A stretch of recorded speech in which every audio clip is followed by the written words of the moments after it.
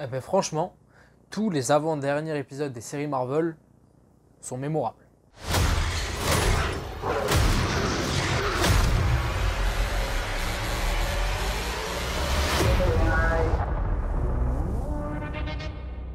Bonjour, bonsoir, j'espère que vous allez bien. Aujourd'hui, critique de l'épisode 5 de Moon Knight, qui était un épisode très attendu suite à la fin de l'épisode 4 de la semaine dernière qui remettait pas mal de choses en question.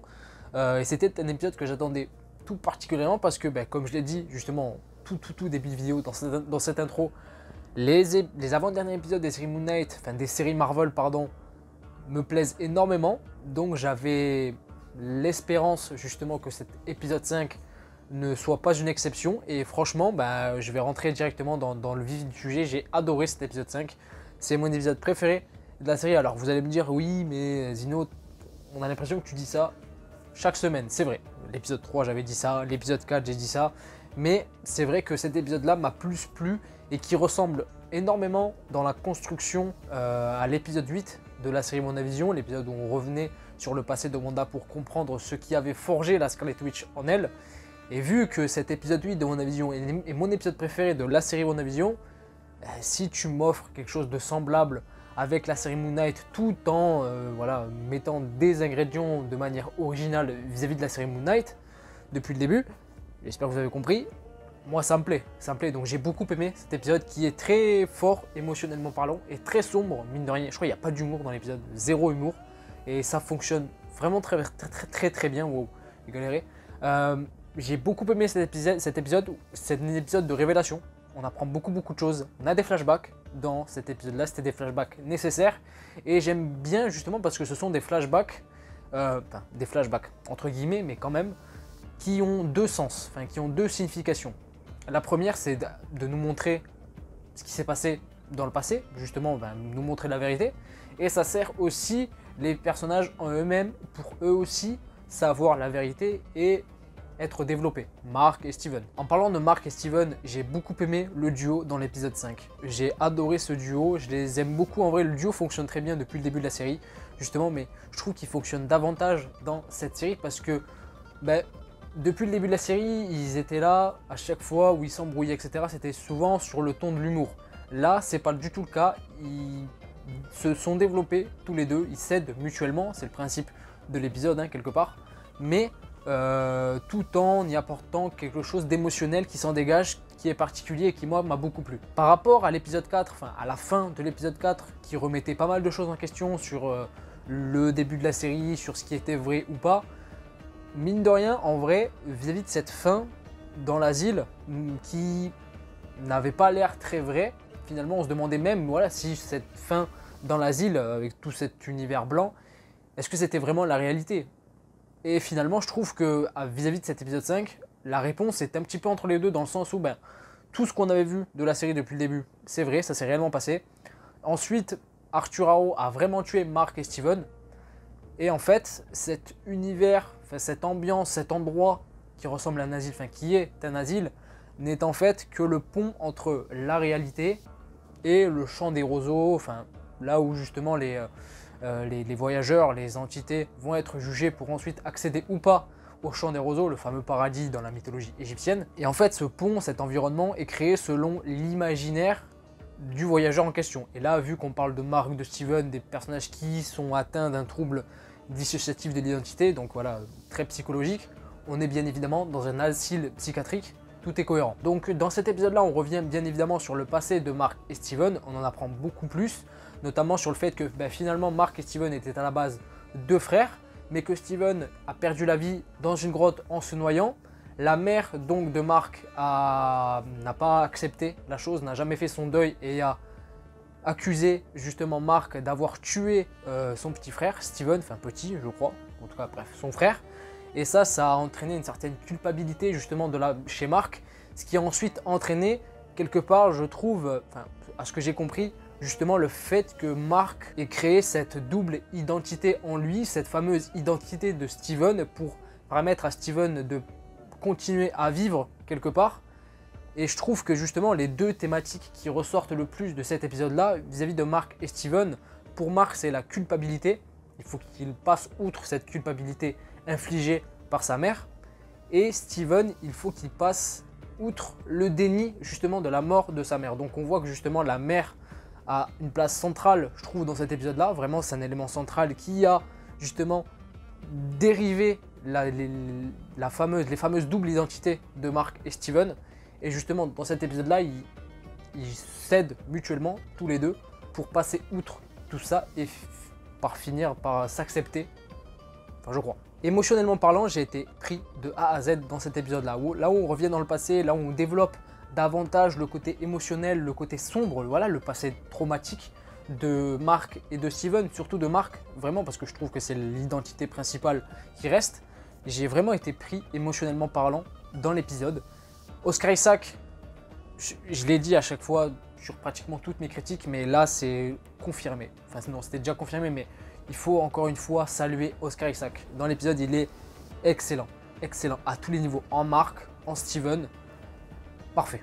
On est face à un épisode qui met en avant beaucoup de révélations, beaucoup de vérités, et on n'a toujours pas de Jake Lockley, la fameuse troisième identité qui a l'air d'être présente, mine de rien, depuis le début de la série.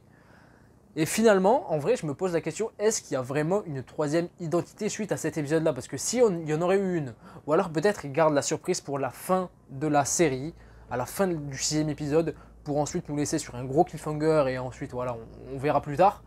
Mais avec cet épisode 5, je me dis que ça aurait dû être introduit là, enfin du moins dévoilé là.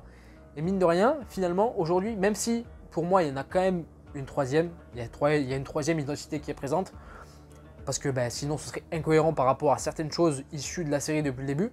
Mais finalement, avec cet épisode 5, avec le duo Mark et Steven qui fonctionne, le fait qu'on s'attache plus, enfin moi en tout cas je me suis plus attaché à Mark et à Steven grâce à cet épisode 5, je trouve que la révélation d'une possible troisième identité, par rapport à ce qu'on a vu dans cet épisode-là, leur passé et tout ça, je trouve que ce serait déjà, ça casserait le délire, et ce serait incohérent, mine de rien, parce que après ce serait tout le principe de dévoiler cette fameuse troisième identité, et ensuite, pourquoi pas plus tard, montrer le passé de cette fameuse troisième identité aussi. En tout cas, j'en sais rien, mais moi pour le coup, je trouve que ça casserait le délire, mais en même temps, si c'est pas dévoilé, ce serait incohérent par rapport à certaines choses de la série. Ou alors ils vont trouver une autre combine, une autre explication, et on n'aura pas de troisième identité, et Jake Lockley, on l'aura pas dans la série, mais en tout cas, je suis un petit peu dubitatif justement par rapport à cette fameuse troisième identité. Je sais pas, dites-moi vous ce que vous en pensez dans les commentaires. Dans cet épisode-là, j'ai aussi beaucoup aimé le fait qu'on développe davantage justement la maladie mentale de Mark, le fameux TDI, trouble dissociatif de l'identité, j'ai déjà répété dans cette vidéo, mais j'aime beaucoup parce qu'on le développe vraiment profondément, on ne le survole pas. Alors c'est pas non plus développé à 100%, mais quand même on va un petit peu plus en profondeur dans cette fameuse maladie, et en vrai, dans ce fameux trouble, je sais pas si c'est vraiment une maladie, mais en tout cas, c'est un trouble qui subvient lors d'événements tragiques, traumatiques, vécus par un enfant, minimum d'un âge 7, 8, 9 ans maximum, où justement il a du mal à dissocier ses souvenirs et ses expériences réelles. Et je trouve que c'est très bien développé dans cet épisode là, et ça j'ai beaucoup aimé. Bon, je pense que j'ai tout résumé à peu près, à part la fin, mais globalement dans cet épisode là, voilà, j'ai tout résumé. Mark, le fait qu'il ait une certaine culpabilité qui s'est mise en forme à cause de sa mère, le déni de Steven par rapport à la mort de sa mère aussi, le fait que justement Mark n'ait pas assisté à la cérémonie, aux obsèques quelque part, je sais pas si c'est le bon terme employé, mais en tout cas les obsèques de sa mère, parce que il a été traumatisé justement par cette culpabilité envers elle, enfin que elle lui rejetait quelque part. Donc voilà, j'ai beaucoup aimé émotionnellement parlant, je le répète encore une fois, mais j'ai été totalement pris par cet épisode là. Et puis voilà, on va parler de la fin, mine de rien, la fin qui se finit un petit peu en apothéose. Il y a un petit peu d'action, justement, il n'y avait pas du tout d'action jusqu'à cette fin d'épisode, et moi c'est quelque chose que j'ai beaucoup aimé. Justement, on repose des enjeux, on développe beaucoup plus de manière intimiste les personnages, et on décale l'histoire principale pour vraiment les développer et ensuite repartir de plus belle avec l'épisode final, sûrement. Mais cet épisode 6 qui fait plaisir, mine de rien, parce qu'on voit Steven se battre quelque part, donc c'était très cool. Et on voit Steven, ça c'est beaucoup moins cool, mourir supposément à la fin de cet épisode-là. Est-ce qu'il est réellement mort? Est-ce qu'il va revenir plus tard dans la série? On n'en sait rien. En tout cas, on a un Mark qui va qui accède justement à ce fameux paradis, le fameux champ des roseaux. L'épisode se termine là.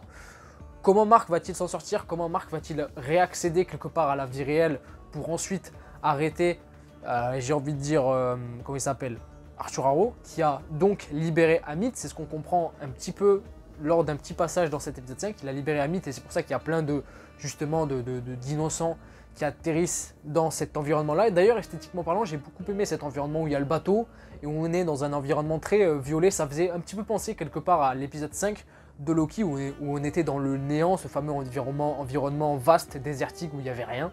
Et là j'ai beaucoup aimé, sauf que voilà, c'est sauce Moon Knight, sauce égyptienne, donc c'est un désert. J'ai beaucoup aimé ça, cet environnement esthétiquement parlant, qui est d'ailleurs très réussi. Mine de rien, ça fait 2 épisodes où justement les effets visuels sont réussis pour moi. C'était ce qui n'était pas le cas lors des 3 premiers épisodes, donc ça c'est plutôt cool. On verra avec le dernier épisode. J'en ai pas parlé, mais on a aussi l'origin story de Moon Knight qui est révélée, qui est totalement révélée en fait dans cet épisode. On a des flashbacks qui montrent, là ça faisait partie des souvenirs du passé de Mark, où on comprend justement que Mark a été engagé par quelqu'un qui s'appelle Bushman. Bushman est mentionné dans cet épisode-là et c'est très très cool. Justement, c'est en lien avec la mort du père de Layla, qui était traité dans l'épisode 4. Et on apprend justement que lors de cette fameuse mission qui a dégénéré, Bushman et Mark se sont affrontés. Mark a été laissé pour mort dans le désert et il est tombé devant justement le temple de Khonshu, la statue de Khonshu, qui a proposé à Mark justement son aide pour qu'il soit sauvé, mais que par la suite justement Mark devienne son avatar, son Moon Knight, pour assouvir justement son point vengeur, ce qui était introduit au début de la série. J'ai beaucoup aimé cette scène qui est totalement comics accurate, ça c'est tout droit tiré des comics et ça fait très très très plaisir. On en avait besoin, mais de toute manière on avait besoin de tous ces flashbacks pour comprendre la série et pour redisposer un petit peu le puzzle. Donc j'ai beaucoup aimé encore une fois cet épisode qui est pour moi mon épisode préféré de la série pour l'instant et qui donne envie de voir l'épisode 6 de la semaine prochaine, une semaine qui va être chargée parce qu'on a à la fois le dernier épisode de Moon Knight, donc avec supposément pas mal de révélations, et aussi la sortie de Doctor Strange in the Multiverse of Madness, un petit film indépendant que personne n'attend mais qui peut être une bonne surprise. Et puis voilà, donc moi je vous dis à la semaine prochaine, déjà c'est sûr pour Moon Knight et Doctor Strange, les deux à la fois. Et puis dans la semaine pour plusieurs autres vidéos qui vont sortir. Batman arrive dans longtemps. Donc Batman arrive, ça fait longtemps que je dois la sortir, elle arrive, ne vous inquiétez pas. C'était Zino, n'hésitez pas vous à me dire dans les commentaires ce que vous avez pensé de cet épisode 5, faites-moi part un petit peu de vos théories. Et puis voilà, n'hésitez pas à vous abonner, encore une fois, si ce n'est pas déjà fait. Et moi, je vous dis à la prochaine, c'était Zino.